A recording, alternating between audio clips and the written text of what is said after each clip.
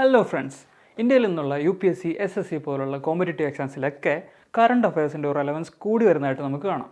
Direct fact ബേസ്ഡുള്ള ക്വസ്റ്റ്യൻസിൽ നിന്ന് statement based ആയിട്ടുള്ള ക്വസ്റ്റ്യൻസിലേക്കുള്ള transition വളരെ എവിഡൻ്റ് ആണ്. ഇത് ടാക്കിൾ ചെയ്യാനായിട്ട് വളരെ കോംപ്രഹെൻസീവായിട്ടും ഡെപ്തിലും വിഡ്ത്തിലുള്ള ഒരു അണ്ടർസ്റ്റാൻഡിങ് വളരെ അത്യാവശ്യമായിട്ട് വരുന്നുണ്ട്. ടെൻഷൻ അടിക്കണ്ട, ഇതിൽ നിങ്ങളെ ഹെൽപ്പ് ചെയ്യാനും സപ്പോർട്ട് ചെയ്യാനായിട്ടുള്ളതാണ് നമ്മുടെ ഈ discussion series.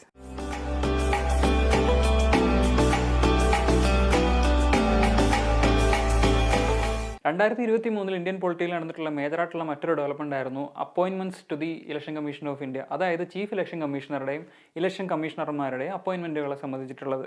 Election commission of ഇന്ത്യയുടെ ഒരു ബാക്ക്ഗ്രൗണ്ട് പറയുകയാണെന്നുണ്ടെങ്കിൽ ഇന്ത്യൻ ഭരണഘടനയുടെ പാർട്ട് 15 ആർട്ടിക്കിൾ 324 ആണ് ഇതിന് കോൺസ്റ്റിറ്റ്യൂഷണൽ ബാക്കിംഗ് കൊടുക്കുന്നത്. ഈ ഇലക്ഷൻ കമ്മീഷൻ ഓഫ് ഇന്ത്യയിൽ ആരൊക്കെയാണ് ഉള്ളത്? ഒരു ചീഫ് ഇലക്ഷൻ കമ്മീഷണർ, ഒരു CECയും 2 ഇലക്ഷൻ കമ്മീഷണേഴ്സും ആണുള്ളത്. ഇവർ 3 പേരും കൂടി ചേർന്നാണ് അവിടെ ഡിസിഷൻസ് എടുക്കുന്നത്. ഇലക്ഷൻ കമ്മീഷൻ ഓഫ് ഇന്ത്യയുടെ മെയിൻ മാൻഡേറ്റ് എന്ന് പറഞ്ഞു കഴിഞ്ഞാൽ ഇന്ത്യയിൽ ഫ്രീ ആൻഡ് ഫെയർ ഇലക്ഷൻസിനെ എൻഷുർ ചെയ്യുക എന്നുള്ളതും, അതായത് ലോക്സഭയിലേക്ക്, സ്റ്റേറ്റ് അസംബ്ലിയിലേക്ക്, president election, vice president election, ഇങ്ങനെയുള്ള ഇലക്ഷൻസിനെ ഫ്രീ ആൻഡ് ഫെയർ മാനറിൽ നടത്തുക എന്നുള്ളതാണ് ഇലക്ഷൻ കമ്മീഷൻ ഓഫ് ഇന്ത്യയുടെ ഒരു മാൻഡേറ്റ്. അങ്ങനെ ഇരിക്കെ ഇലക്ഷൻ കമ്മീഷൻ ഓഫ് ഇന്ത്യയിൽ അല്ലെങ്കിൽ ഇലക്ട്രൽ സിസ്റ്റത്തിൽ പൊളിറ്റിക്കൽ ഇൻഡിഫറൻസ് ഉണ്ട്, അല്ലെങ്കിൽ കുറച്ച് ന്യൂനതകളുണ്ട് എന്നുള്ള രീതിയിലൊക്കെ ആരോപണങ്ങൾ വരുന്നുണ്ടായിരുന്നു. അങ്ങനെ ദിനേശ് ഗോസ്വാമി കമ്മിറ്റി 1919 ഇലക്ട്രൽ റിഫോംസിനെ കുറിച്ചിട്ട് കുറച്ച് റെക്കമെൻഡേഷൻസ് ഇതിനെ പഠിച്ചിട്ട് റെക്കമെൻഡേഷൻസ് വെക്കുന്നുണ്ട്.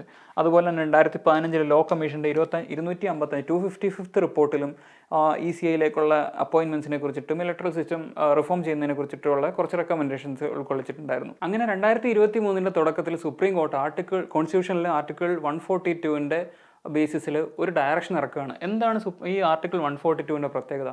It empowers the Supreme Court to issue directions for doing complete justice in any matter. Complete justice, സമ്പൂർണ്ണ നീതി ഏതൊരു കാര്യത്തിന് വേണ്ടിയും ഉറപ്പുവരുത്തുന്നതിന് വേണ്ടിയിട്ട് സുപ്രീം കോർട്ടിന് കോൺസ്റ്റിറ്റ്യൂഷൻ്റെ 142 പ്രകാരം ഡയറക്ഷൻസ് ഇഷ്യൂ ചെയ്യാം. ന്യൂസ് ഫോളോ ചെയ്തവർക്കറിയാം, ഈ അടുത്ത കാലത്ത് രാജീവ് ഗാന്ധി അസാസിനേഷൻ കേസിൽ ഫേമസ് ആയിട്ടുള്ള പേരറിവാളിനെ വിട്ടയക്കാനായിട്ടുള്ളൊരു തീരുമാനത്തിലേക്ക് സുപ്രീം കോർട്ട് എത്തിയത് ഈ ആർട്ടിക്കിൾ 142 ബേസിസിലായിരുന്നു. സോ എന്താണ് സുപ്രീം കോർട്ട് ഈ 2023 നടത്തിയിട്ടുള്ള ആ റെക്കമെൻഡേഷൻ അല്ലെങ്കിൽ ഡയറക്ഷൻ? അതായത് ഡയറക്റ്റഡ് ദാറ്റ് ഇലക്ഷൻ കമ്മീഷനിലേക്കുള്ള appointment should be recommended by a committee consisting of the prime minister, the chief justice of India and the leader of opposition, പ്രതിപക്ഷ നേതാവ്. ഇൻ കേസ് പ്രതിപക്ഷ നേതാവ് ഇല്ലെങ്കിൽ the largest opposition party in ലോക്സഭയുടെ leader. അങ്ങനെ ഈ 3 പേര്. ഇതിൽ ശ്രദ്ധിക്കേണ്ട ഒരു കാര്യം ഇതാണ്, CJI അതായത് ജുഡീഷ്യറിയുടെ ഒരു എലമെൻറ്റും കൂടെ ഈ കമ്മിറ്റിയിലേക്ക് സുപ്രീം കോർട്ടിൻ്റെ ഡയറക്ഷനിൽ ഉൾപ്പെടുത്തിയിട്ടുണ്ടായിരുന്നു. സുപ്രീം കോർട്ടിൻ്റെ ഈ ഒരു ഡയറക്റ്റീവ് നിലനിൽക്കുന്ന സാഹചര്യത്തിലാണ് 2023 അവസാന സമയമായപ്പോഴത്തേക്ക് government CEC and other ECs appointment conditions of service and terms of office act എന്ന് പറഞ്ഞിട്ട് ഒരു ആക്ട് ഇനാക്ട് ചെയ്യുന്നത്. ഇത് 91 സിമിലറായിട്ട് ഈ പ്രൊവിഷൻസിനെ കൺട്രോൾ ചെയ്യുന്ന അല്ലെങ്കിൽ റെഗുലേറ്റ് ചെയ്യുന്ന ആക്ടിനെ റീപ്ലേസ് ചെയ്ത് വന്നതാണ്. അപ്പോൾ ഈ ആക്ടിൽ എന്താണ് പറയുന്നത്? CECs and ECs will be appointed by the President upon the recommendation of selection committee. നേരത്തെ പറഞ്ഞു സുപ്രീം കോർട്ടിൻ്റെ റെക്കമെൻഡേഷൻ ഡയറക്റ്റീവിൽ ഉണ്ടായിരുന്ന സെലക്ഷൻ കമ്മിറ്റിയിൽ പ്രൈം മിനിസ്റ്ററും ചീഫ് ജസ്റ്റിസ് ഓഫ് ഇന്ത്യയും ലീഡർ ഓഫ് ഓപ്പോസിഷനും ഉണ്ടായിരുന്നത്.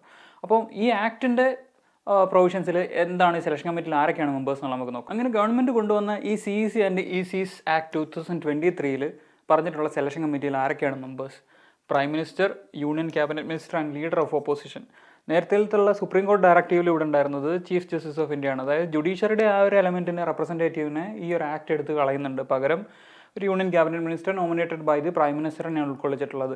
നേരത്തെ ഉള്ളതുപോലെ തന്നെ ലീഡർ ഓഫ് ഓപ്പോസിഷൻ ഉണ്ട്. ഇൻ കേസ് ഇന്ത്യയിൽ ലീഡർ ഓഫ് ഓപ്പോസിഷൻ ഇല്ല, പ്രതിപക്ഷ നേതാവ് ഇല്ല എന്നുണ്ടെങ്കിൽ ലോക്സഭയിലെ ഏറ്റവും വലിയ പ്രതിപക്ഷ പാർട്ടിയുടെ നേതാവിനെയായിരിക്കും ഇവിടെ കൺസിഡർ ചെയ്യുക. നമ്മൾ ഈ പറഞ്ഞ സെലക്ഷൻ കമ്മിറ്റിയെ കുറിച്ചിട്ടുള്ള മറ്റൊരു ഇൻട്രസ്റ്റിംഗ് ആയിട്ടുള്ള ഫീച്ചർ എന്ന് പറഞ്ഞു കഴിഞ്ഞാൽ, even if there is A vacancy in this selection committee, ഒരു ക്യാബിനറ്റ് മിനിസ്റ്ററോ അല്ലെങ്കിൽ ലീഡർ ഓഫ് ഓപ്പോസിഷനോ ഇല്ലെങ്കിൽ പോലും ഇവരുടെ റെക്കമെൻഡേഷൻസ് വാലിഡ് ആണ് എന്നുള്ളൊരു പ്രൊവിഷനാണ്. ഇനി മറ്റൊരു പ്രധാനമായിട്ടുള്ളൊരു അമെൻമെൻറ്റ് ഇതിൽ കൊണ്ടുവന്നിരിക്കുന്നത് സാലറിയും വർക്കിംഗ് കണ്ടീഷൻസുമാണ് ഈ ചീഫ് ഇലക്ഷൻ കമ്മീഷണറുടെയും ഇലക്ഷൻ കമ്മീഷണർമാരുടെയും. മുന്നേ 91 ആക്ട് പ്രകാരം ഇത് സുപ്രീം കോർട്ടിലെ ഒരു ജഡ്ജിൻ്റെ ഇക്വലൻ്റ് ആയിരുന്നു. ഇപ്പോൾ അത് ക്യാബിനറ്റ് സെക്രട്ടറിയുടെ ഇക്വലൻ്റ് ആക്കി മാറ്റിയിട്ടുണ്ട്. ഇനി ഒരു കാര്യം ശ്രദ്ധിക്കാനുള്ളത്, അപ്പോയിൻമെൻറ്റിനും സാലറിയും വർക്കിംഗ് കണ്ടീഷൻസും മാത്രമേ അമെൻഡ് ചെയ്തിട്ടുള്ളൂ. Removal of the chief election commissioner is similar to that of a supreme കോടതി ജഡ്ജ്. ഇപ്പോഴും അത് മാറ്റം ഒന്നും വന്നിട്ടില്ല. ഒരൊറ്റ പ്രിപ്പറേഷൻ കൊണ്ട് ഒന്നിലധികം എക്സാമുകൾക്ക് തയ്യാറെടുക്കണം. വരൂ ഡോട്ട്സ് അക്കാഡമിയുടെ ഭാഗമാകും. SSC PSC combo, SSC bank combo, exclusive SSC, exclusive bank എന്നീ കോച്ചിങ്ങുകൾക്ക് തിരുവനന്തപുരത്തും കൊല്ലത്തും ബാച്ചുകൾ. നിങ്ങളുടെ വീടിന്റെയും ജോലി സ്ഥലത്തിന്റെയും സൗകര്യത്തിൽ നിന്ന് പഠിക്കാൻ ഓൺലൈൻ ബാച്ചുകൾ. അപ്പൊ ഇനി എന്തിനു കാത്തിരിക്കണം? വരൂ ഡോട്ട്സ് അക്കാഡമിയിലേക്ക്. For more details contact